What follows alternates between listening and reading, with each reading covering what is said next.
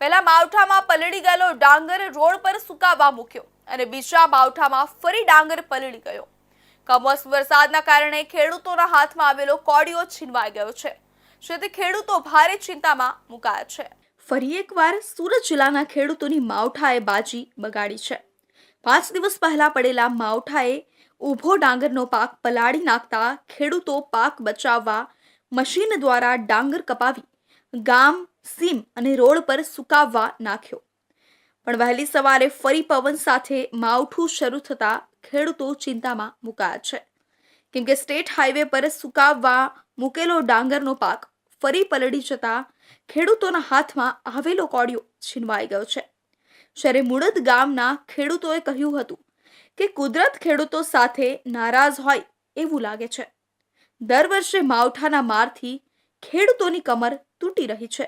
જે ડાંગરનો પાક ગામની સીમમાં નાખ્યો હતો, સુકાવવા એ પાક ફરી પલળી જતા મુળદ ગામના ખેડૂતો મજૂરો બોલાવી ટ્રેક્ટરો ભરતા નજરે પડ્યા। વરસાદમાં પલળતા ખેડૂતો જોવા મળ્યા છે, તો બીજી તરફ ઓલપાડ તાલુકાના ફટગામ સહિત કાંઠા વિસ્તારમાં ખેડૂતોના ખેતરમાં પડેલા ડાંગર પલળાઈ જવાથી ભારે નુકસાન થયું છે। હવામાન વિભાગ દ્વારા કમોસમી વરસાદની આગાહી કરવામાં આવી હતી અને એ આગાહી સાચી ઠરી હતી। તેમ સુરત જિલ્લા સહિત ઓલપાડ તાલુકામાં ગત રોજ વાતાવરણનો બદલાવ આવ્યો હતો ને આજે વહેલી સવારે ભારે વરસાદ વરસ્યો છે, જેને લઈને ખેડૂતો છે એ ખેડૂતો ચિંતામાં મુકાયા હતા। કારણ કે તમે દ્રશ્યમાં જોઈ શકો છો કે ઓલપાડ તાલુકાની અંદર જે ઉનાળુ ડાંગર પાક છે એ તૈયાર થઈ ગયો છે। કેટલાક ખેડૂતોએ આ પાકને કાપીને પોતાના ખેતરમાં સુકાવવા માટે નાખ્યો હતો, કારણ કે 10 દિવસ પહેલા પણ વરસાદ વરસ્યો હતો, જેને લઈને ડાંગરનો પાક પલળાઈ ગયો હતો। ત્યારે કેટલાક ખેડૂતોએ 2 દિવસ પહેલા પોતાના ખેતરમાં ડાંગરનો પાક જે છે કાપીને નાખ્યો હતો અને આજે વહેલી સવારે ધોધમાર વરસાદ વરસતા ખેડૂતોનો જે પાક છે પલળાઈ ગયો છે। દ્રશ્યમાં તમે જોઈ શકો છો કે કેટલાક ખેડૂતો છે પોતાના ખેતરની અંદર જે પોતાનો પાક છે એ પાકને બચાવવા માટેના પ્રયત્ન કરી રહ્યા છે।